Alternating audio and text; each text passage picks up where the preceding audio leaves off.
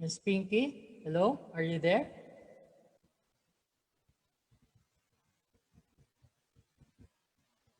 Hello? Ayan, okay na. So just please put your microphone on, turn on your microphone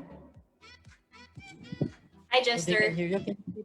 Can you greet our viewers? Hi, everybody.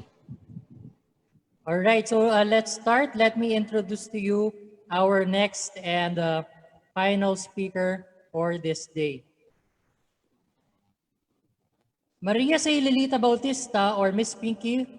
Uh, Miss Pinky is an HR practitioner with 7 years background in talent management, engagement, and compensation and rewards. She has spent the 7 years working in the elevator and escalator industry. Then prior to this, she had worked for 5 years in the BPO or contact center industry, focusing her expertise on training and development. Her current role is at Jardine Schindler Group. She's currently the HR Business Partner Manager, being accountable for strategic and operational HR support to sustain the ongoing organization and business growth. Responsible for driving and implementing all aspects of human resources functions in the Philippines. Pinky is a licensed nurse and graduated with a BS nursing degree. She had taken her certification for CPHR and is ongoing with her HR diploma. Again, Miss Pinky.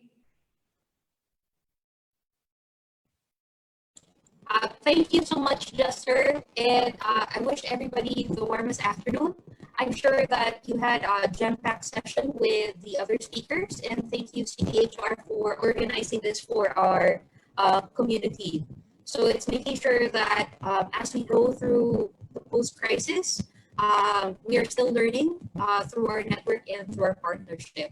So I will go ahead and talk about my last topic. It's so hard to be the last topic for the day for all the speakers. I will keep it short and sweet. And as I mentioned when I was talking to Jester and the team, my main goal for the topic on the guide for the HR new norms is really about sharing my personal insights. So Jester, should I go ahead and share my screen? Yes, please. Could you also try to fix your microphone? I think it's a bit choppy. Okay. But I'm seeing your network connection is great. You have 5 bars, so I think it's more on the microphone.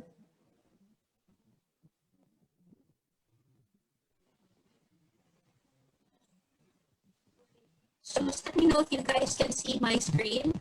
I do have some polls, and I hope that I would get some participation, but let's see how good the connection is. I heard that there's over 1,000 people participating in Facebook, and that's really great to hear. So it's been day 74 for the Philippines, as we are currently still on ECQ, and we're getting ready and preparing for GCQ, which we're hoping for the announcement in the next few days, and I'm looking forward to this. So my topic in the next 30 minutes is HR's guide in preparing for the new normal. So let's brace ourselves as we go through the post-COVID-19 preparations and what can we do as a community. So I want to start off with a poll question. I think it's fun to start off with this. I don't know about you, but for me, it's been 74 days since I got out from house. So the first question I have for everybody is, how are we or the work from home arrangements working for you? So here's what I'd like you to do. Lester, I'm not sure if the anecdote is working where they can put like a heart beside which answer. Would you be able to help me out? Sorry, can you please say it again? You're having a Yeah. poor, So not really catching up with what you're saying. not sure if the line is quite good, but for this question, for those who are online, there is usually an annotation in Zoom wherein you can put a tag right in front of the poll question. Our viewers is actually on the Facebook group, so they cannot really see the To be pictures able to here do the, on Zoom. oh, okay. But you can ask So, them so to worries. comment down below on the So, Facebook. okay. So it would be great to see your comments on the Facebook page. So when I did this with my team and the organization, so I was getting mixed responses, and these were some of the reactions. 60% of them were saying that they're surviving. 40% were saying that they're loving it, and I think there were like one or two people who said that they can't wait for this social experiment to be over. So personally, for me, I just want to share my personal insights. I'm actually a mom of a 4-year-old, and one of the things that was the biggest struggle with the change of the new norm is really juggling personal life and work life.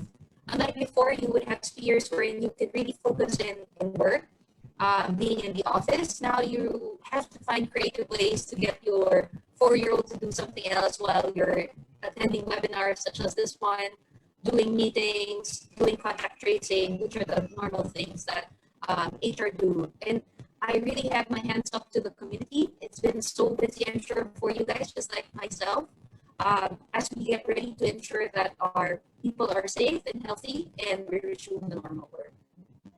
So I'll just quickly go through my agenda. I just have 3 topics that I want to cover. What are the current developments in the Philippines?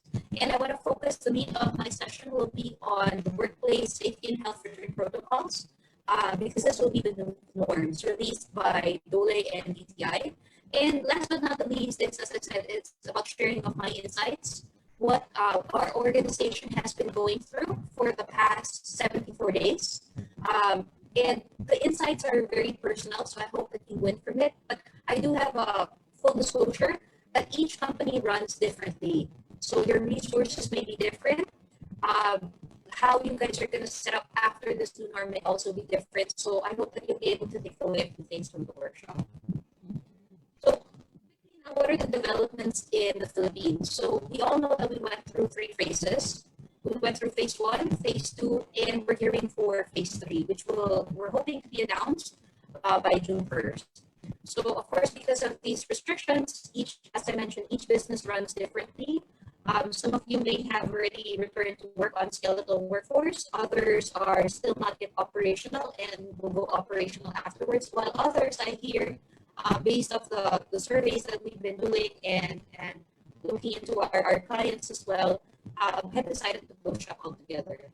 So it really is a crisis, and it's a humanitarian crisis that we are facing globally, not just in the Philippines. So that's why we really need to brace ourselves.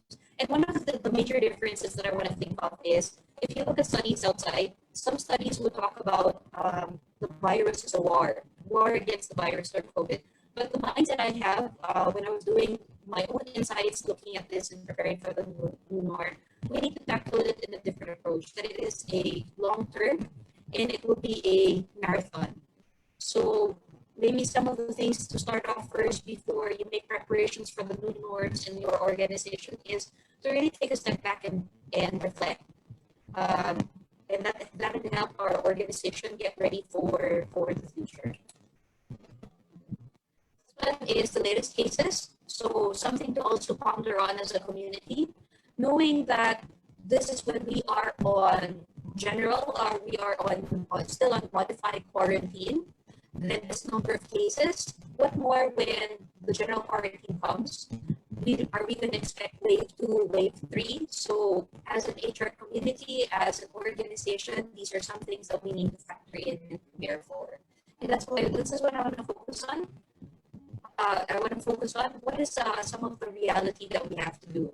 So this one is just really a joke that I want to share. So I think that one of the craziest things is when COVID came and we went on lockdown, I think most of the organizations were not prepared.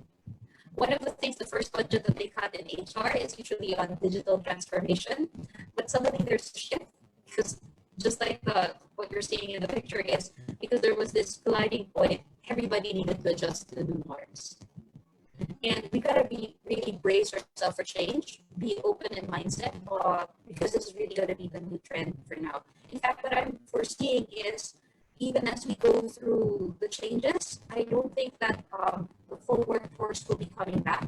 So these are one of the things that we also need to prepare for as an HR community. The main focus of my topic, jumping into it, is the workplace safety and health return to work protocols. So Pinky, before you start your presentation, can we sure. talk you for a while? Can you try plugging out your microphone because we're hearing a distorted audio from you, but you have very nice signal, but I think it's on the microphone.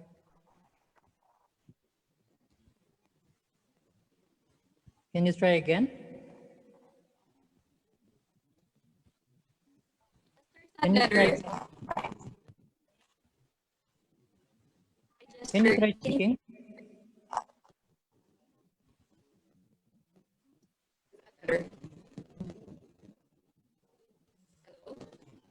Yeah, can you please try again and proceed with your presentation?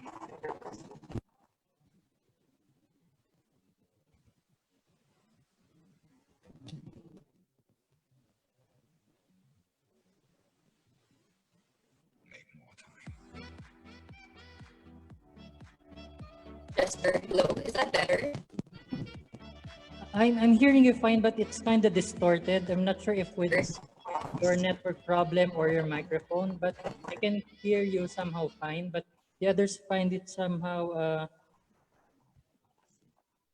challenging to hear your voice because of your distorted sound.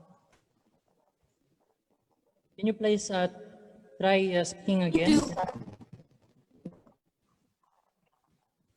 want me to go ahead and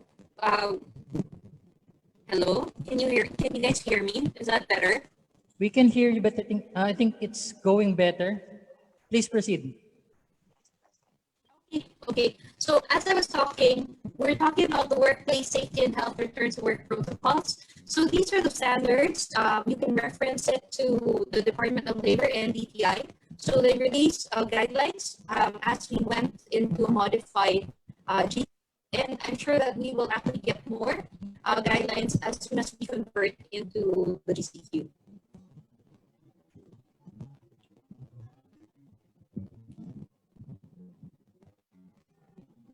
So what I did is to make it more simplified is you can refer to this table for the 4 major guidelines in preparation for your workplace safety and health. And we personally gone through this 2 weeks ago for our organization. We returned as a skeletal workforce. So I will share with you some of the photos and some of the preparations that we had gone through in the last 2 weeks as we return our workforce.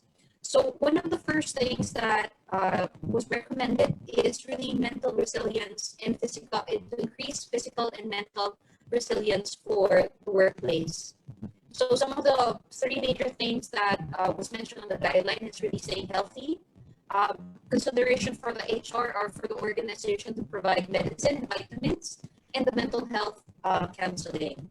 I think one of the things I noticed in the Philippines is we're not yet as strong when it comes to mental health, but because of what happened with the crisis, we really need to be more prepared because of depression and anxiety. The next pillar that the guidelines have has got to do with how to reduce the transmission.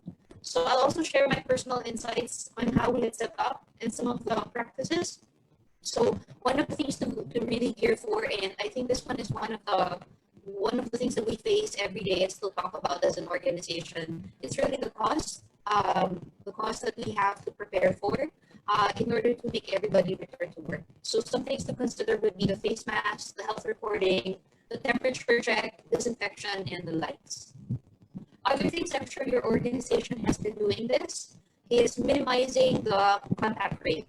So some of the recommendations that they talked about is the movement, physical distancing, stairs, work arrangements that your workforce or your organization should gear for. And last but not the least is the reduce the risk of infection. So the workers, if it's COVID, what are the protocols? So the most important thing as early as now as we prepare for GCQ or your organization returns to work is what are the protocols that you have? for contact tracing for a suspected case, or what if it's a non-COVID one? So these were some of the 4 pillars recommended as the basic guidelines as we return to work. And for the past 2 weeks, I've been working with these guidelines together with our organization. We've gone through a soft opening, and 30% of our workforce has returned to the office. So these are the standard guidelines for DOLE.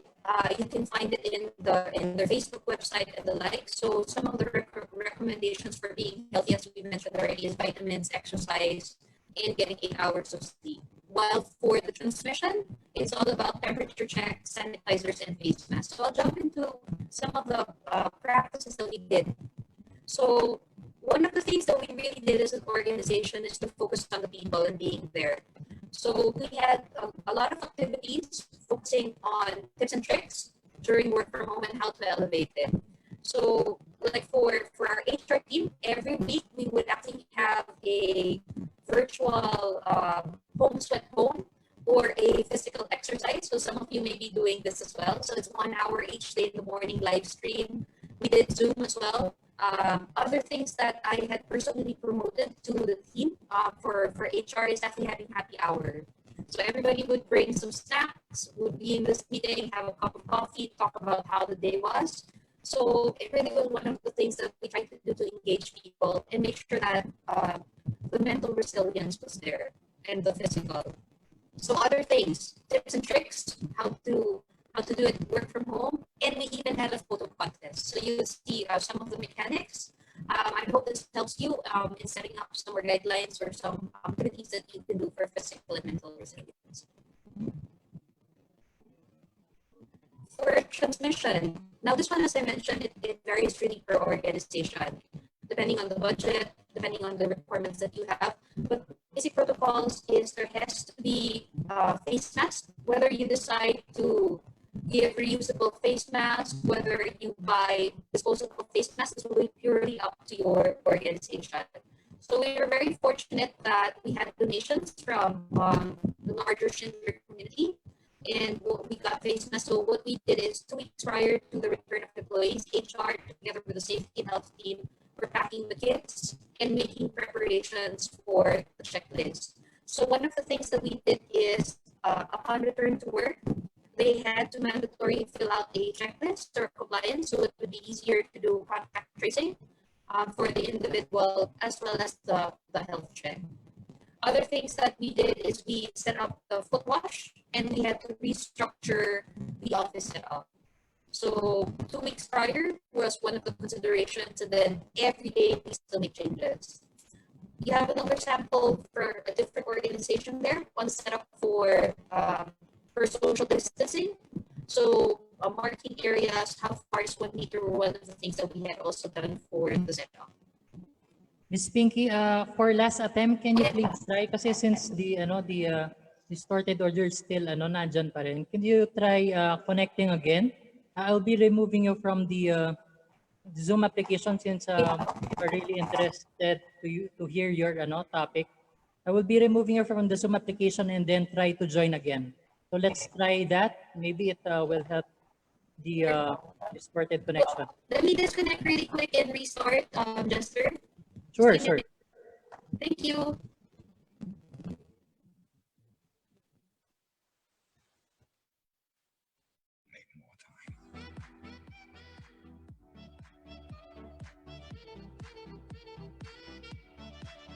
All right, we are very sorry for the inconvenience because this is actually the challenge of having a remote or webinars is the unprecedented situations like this. This is maybe due to network problems, maybe on our end or maybe on the end of the speaker. Hi, Jester.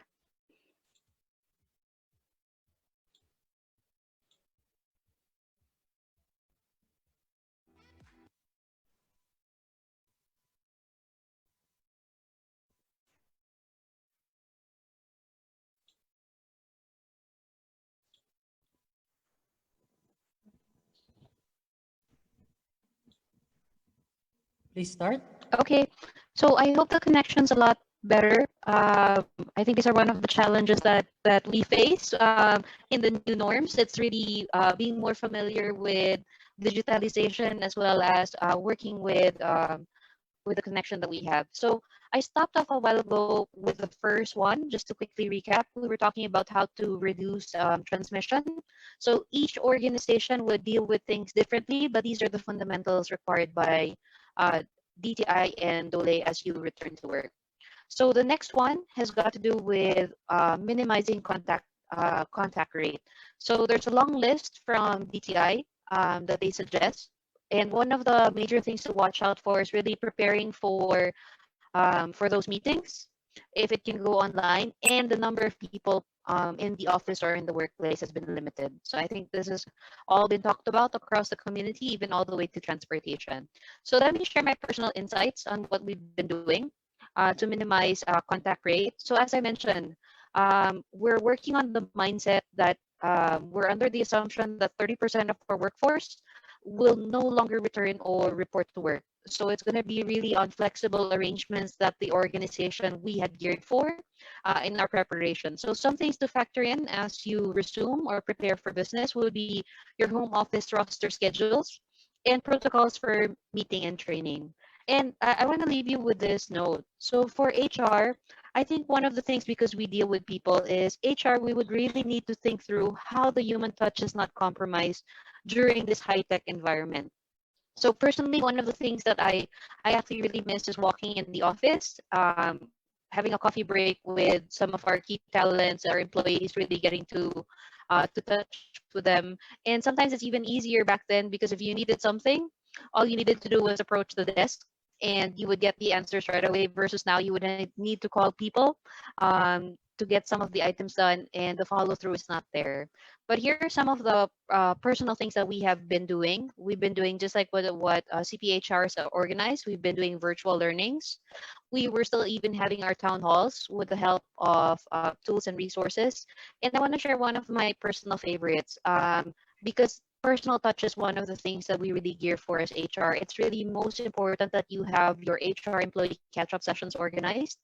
And I just want to show the sample that we have for our team. So some very basic fundamentals, being on the people side and for HR. So I won't be able to do this poll, but it would be great to see what comments you guys have in Facebook. But as I mentioned, we really need to consider that the human touch is not compromised during the high-tech environment. So where are we as a community? Where is your organization on this? So maybe some good reflection that you can think of. And other things that you can ask yourself: how can I even better conversations and stronger relationships in the virtual world? And I think one of the things that you or we have to consider is really the investment on the right tools. So right tools or resources, and not only that, it's the capability of your team. So one of the personal experiences that I've had is really having to train my team how to use Zoom, Skype, and the other available tools that we can use, and what are the free versus paid resources that you have. Because the better the platform, the better the sharing, the more meaningful it is. And one thing I've noticed that's worked for me for the past 74 days is it's really about that connection or that feelings. So that feelings builds the stronger relationship, even if we are in a virtual world. Because one of the things that we have to gear for is, let's face it, if 30% of the workforce does not come back and it will be work from home arrangements, then this is really the new norm that we're going to be ready for. And last but not the least, as you prepare for the new norms, it's really the reduction of the risk of infection. So one of the things that we have to gear for as a community is, once we return, we're anticipating there might be a wave 2, wave 3, because there's more people out and about in the workforce. So some things to factor in, and it's most controversial even in our office, is the screening. Are you going to do rapid testing? Are you going to do PCR testing for all personnel? But I do want to highlight that for the Department of Labor, it is non-mandatory and is a responsibility of the employee or of the employer. Sorry. Contact tracing as well is one of the key things. So what if make sure to brush up on your business continuity plans or update them so that you are well prepared that what if there's somebody who does turn positive or is symptomatic, what are the preparations that you would do and how would you respond to it? In fact, this is what our at the moment as we return to the new norm, our organization is really getting ready for this. And other things that we're already thinking about is what about the coverage and the benefits? Some organizations in I know have already started extending their benefit limits for their health cards or even being flexible on their sick leaves or some of the things. But as I mentioned, it's a case-to-case basis depending on your organization. And last but not the least is the workplace decontamination. So I think I really want to give a round of applause to like personally for the people in our organization, the janitors, and our safety and health personnel because they're the ones who really work on this. I think one of the protocols that we set up is every 30 minutes to an hour they really need to clean the toilet, sanitize everything in the workplace just to make sure that there's no spread of virus because there's no vaccine as we know it. So the only way that we can actually prepare mentally is really to reduce the risk of infection. So this one is just guidelines or standards. As I mentioned, this is very controversial even in the workplace and is a constant discussion in our crisis management team. So would love to hear your insights as well, what your workplace or your organization is doing on this kind of things. So just to summarize, preparing to win in the post-COVID world, some actions that you can take, and this is from my personal experience from the past 74 days that we have been on lockdown, as well as for the past 2 weeks that we've gone on skeletal workforce. So our organization, there is 500 employees in the Philippines, and globally we have a big global footprint, but only 30% had resumed work. So one of the personal things, I think that's why it's on the top one, is its proactive communication is essential. And as I mentioned, don't forget your human factors. Next is really the HR, the organization, it's how to support employees dealing with health issues. So this one, as I mentioned, each organization will do it differently, but it's something that you have to mentally prepare for. How are you going to subsidize the cost? What are the extended benefits that you're giving? Flexible work arrangements, but also balancing it out with productivity and the engagement as well. So I think that item 3 and item 4 go hand in hand. And last but not the least is, as I mentioned, it is a crisis and it is humanitarian in nature. Please don't overlook the mental and financial well-being needs of all our employees. So that's it for me. As I mentioned, I wanted to keep it short and simple, being the last speaker for the House.